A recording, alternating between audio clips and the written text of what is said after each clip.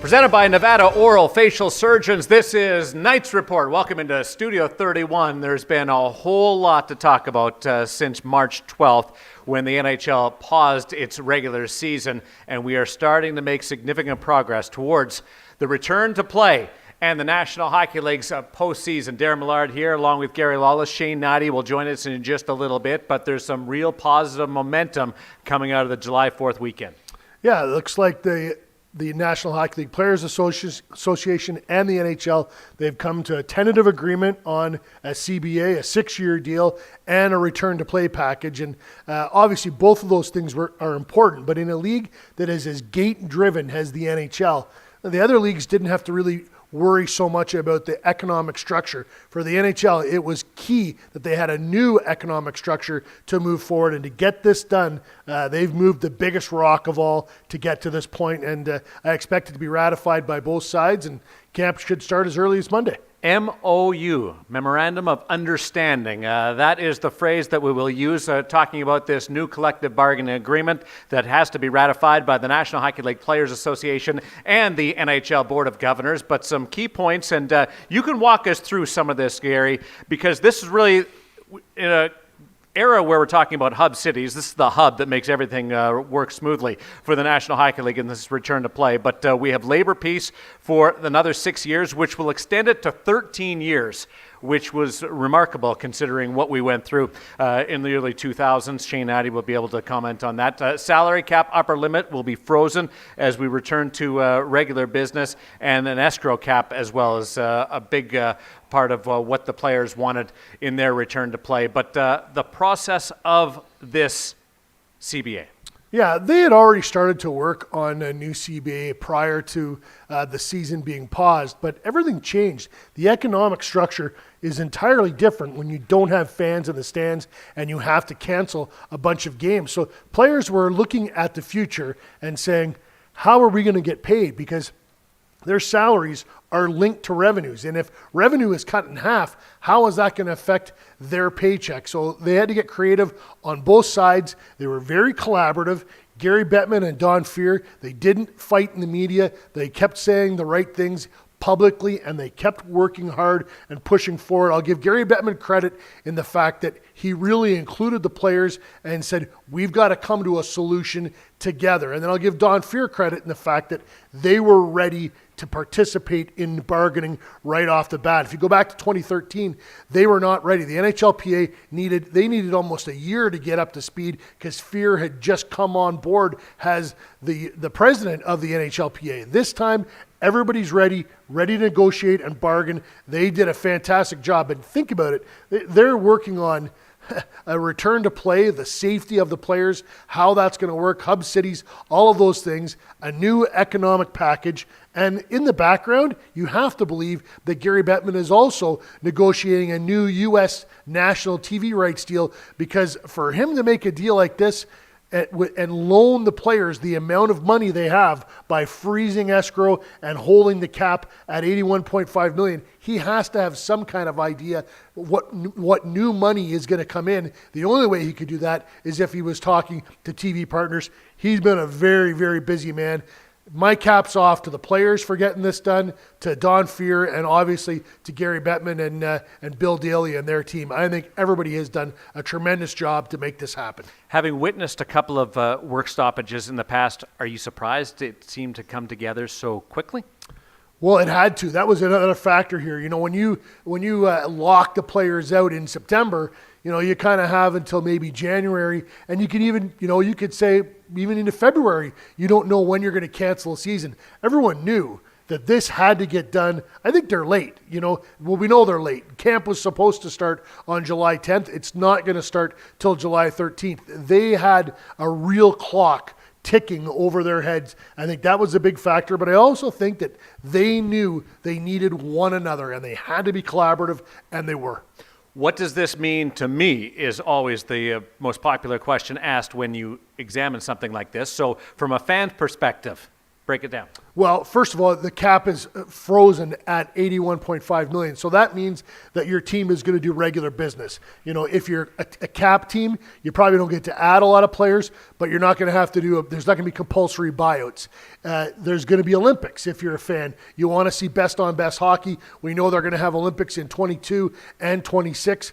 Those are great things for fans. And then I also think that just the fact that there's not going to be games canceled. You go back to, I wrote it down, in 92 they had a strike. In 94 they had a lockout. 04-05 canceled the whole season. 12-13 missed half the season. And this time they get a deal done and extend labor peace all the way to 2026, and they could add another year. There is a clause that could add another year to this as well. So if you're a fan, you don't have to worry about MOU or CBA or flat tax or escrow. None of that stuff really matters to you. It's your team is going to play, and you're going to get to watch them.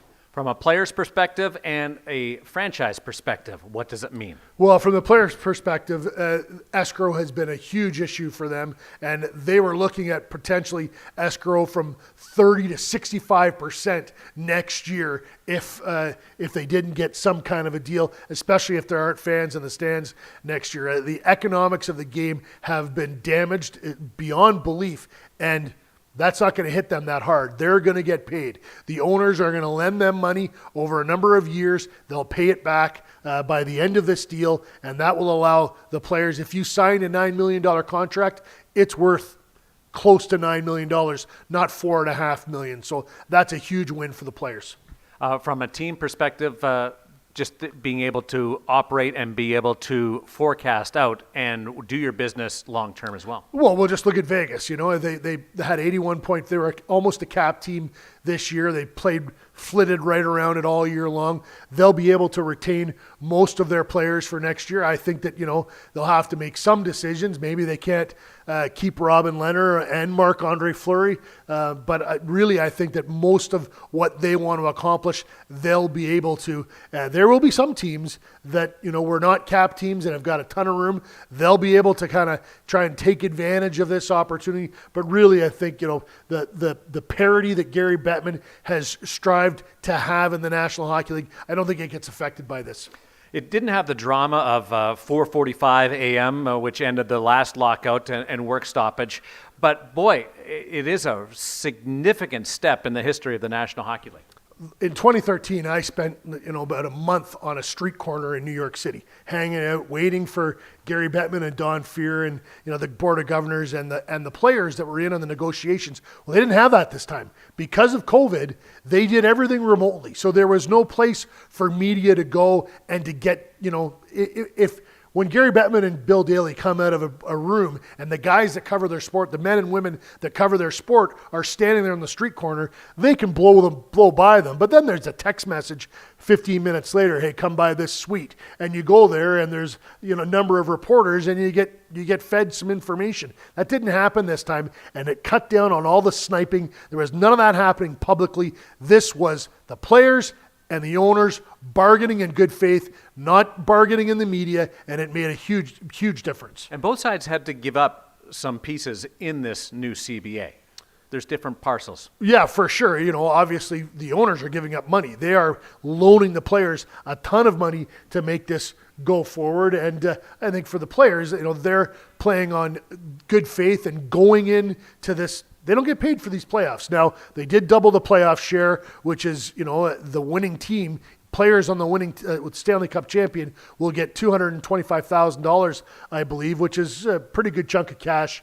But that's a big concession from the owners. There's lots of back and forth here, but really, this is the same deal they had, 50-50 HRR going forward, but frozen in time for a little while to let the economics of the game catch up. This isn't the sexiest part of the conversation. Everybody wants to talk about training camps and return to play, and we'll do that with Shane Nadi in just a little bit. So you're saying that while I'm on here, it's not sexy, but when Shane gets on, it is. I wouldn't disagree with that. That's yeah.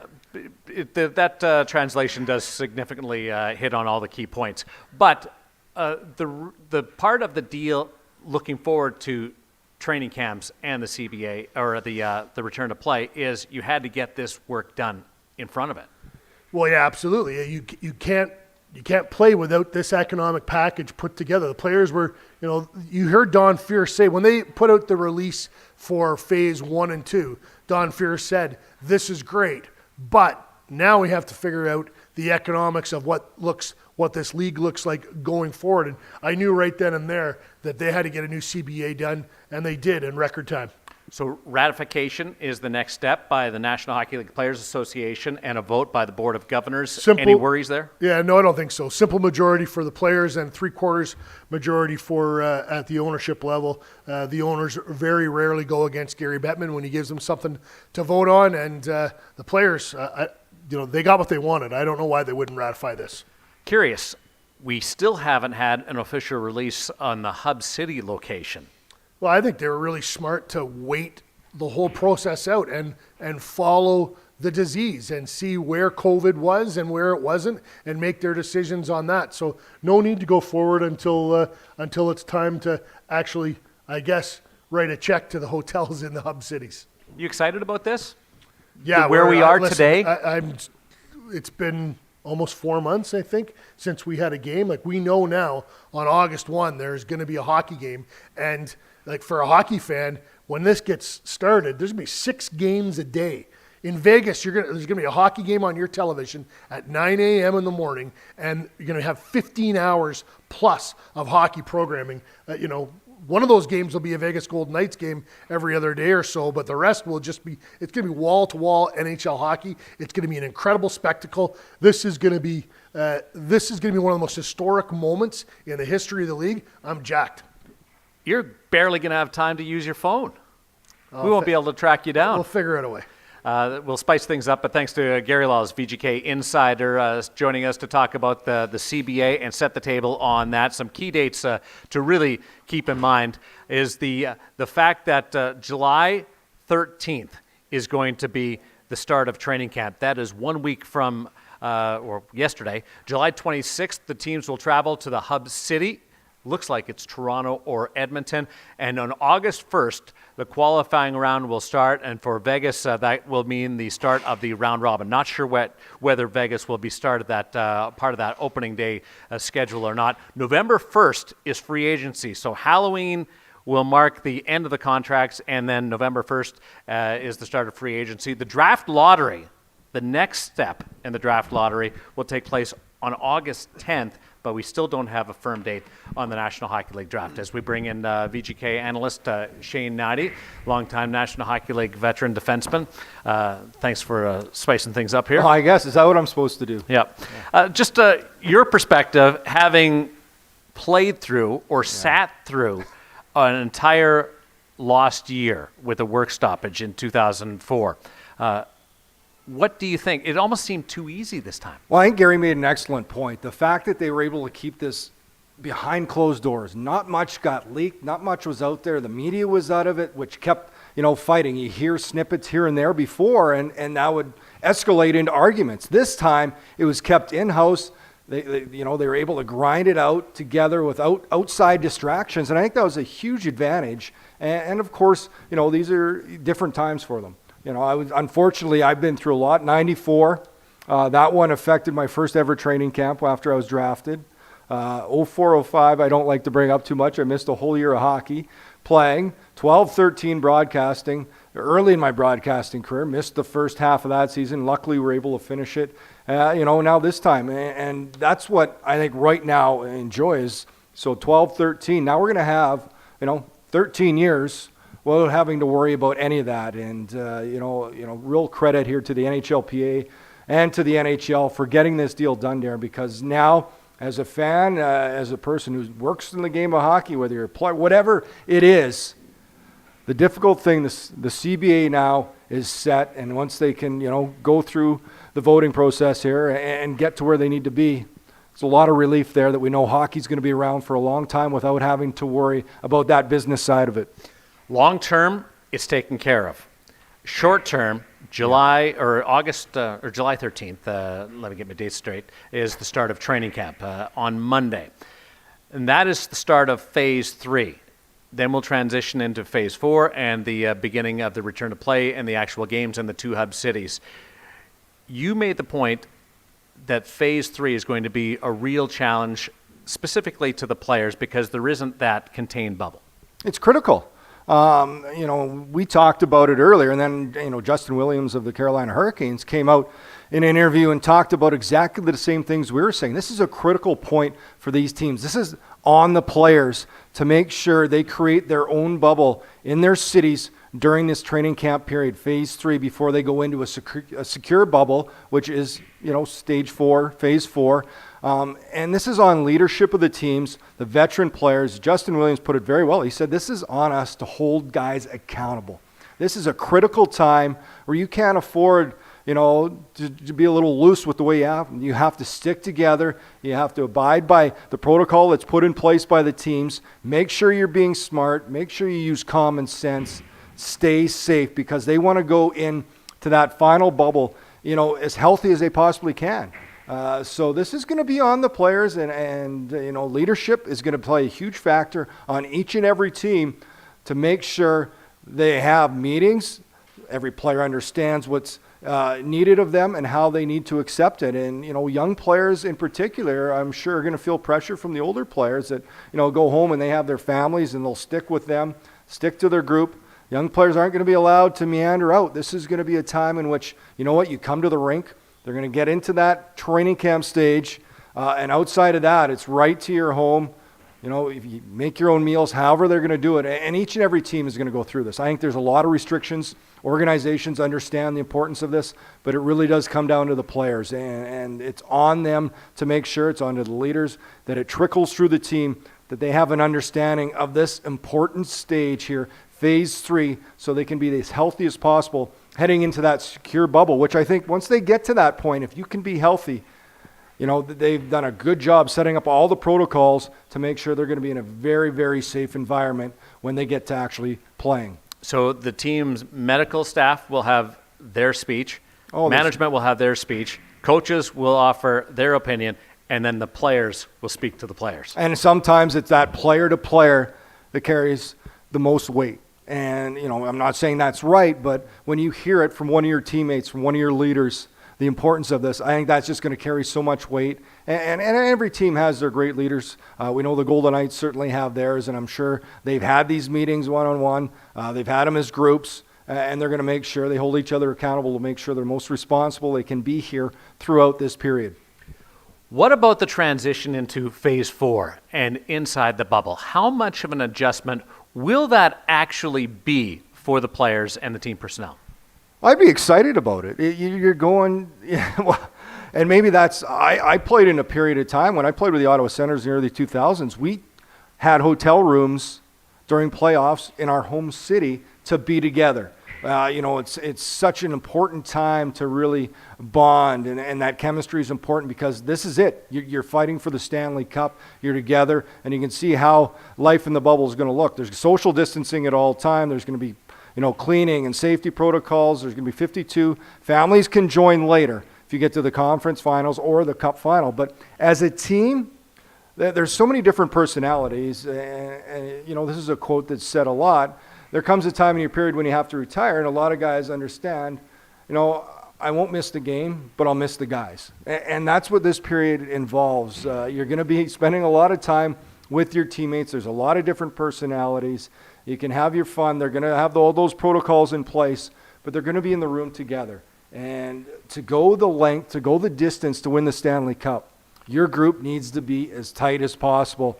And this is going to really give them that chance. The guys that can, bond and hang out and still do it without driving each other crazy and getting through this period. But it's all focus will be on hockey until they, get to the conference final. They're going to bring families in a different capacity. We'll see what everything looks like then too around the world. But I think this is good, and the teams that can really do this the best. I think off ice, there's just as much importance to get together as a team as there's going to be on the ice quickly to have success. Curious, we'll deal with what happens with the positive test in a second, but as a player, tell me what you think it'll be like if you're in a hub city and you're playing a team in a series and you're going to see that team, that player, that rival around your hub city hotel. That will be that's different. a little different because, we certainly understand when you get to the competition level that they're going to be at, and playoffs, the intensity that comes with it, the hatred,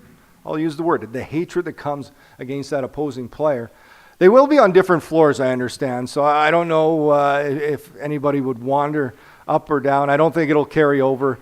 They'll try and stay as separated as they can, I would think. But you never know. You're in that bubble scenario in a hotel. There may be some circumstances where you pass by a guy. That's where the masks will help you. Did I hear that right? It will be interesting. Well, Ryan Reeves is a vocal guy, but I'm sure at this point they understand the importance of it, how they need to keep their focus and make sure they're set. You know what the best way is to carry that over to the ice. Channel that energy, channel that aggravation, whatever it is you have, channel it to the games.